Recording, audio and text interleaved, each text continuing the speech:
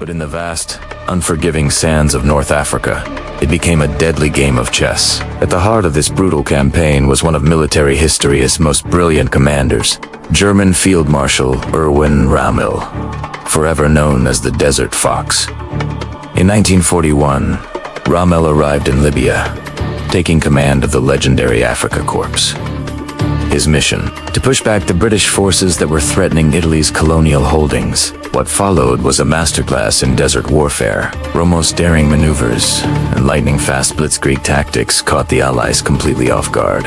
He was aggressive, unpredictable, and seemed to conjure victories out of thin air, earning the grudging respect of his enemies, including Winston Churchill himself. So, what made him so effective? Rommel was a genius of mobile warfare. He used deception, speed, and an uncanny understanding of the terrain to his advantage. He would create ghost divisions with dust-kicking trucks to fool Allied reconnaissance, or use anti-aircraft guns in an anti-tank role. A devastatingly effective tactic.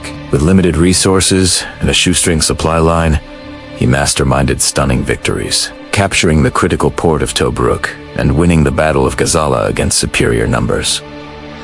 He was always at the front, leading his men from the turret of his command tank, sharing their risks and hardships. But even a fox can be cornered. By 1942, the tide began to turn. The Afrika Korps was stretched to its breaking point, crippled by severe shortages of fuel, water, and reinforcements. The vast distances of the desert were a logistical nightmare. Crucially, Allied codebreakers at Bletchley Park had cracked Germany's Enigma codes, allowing them to anticipate Rommel's moves and sink his vital supply ships.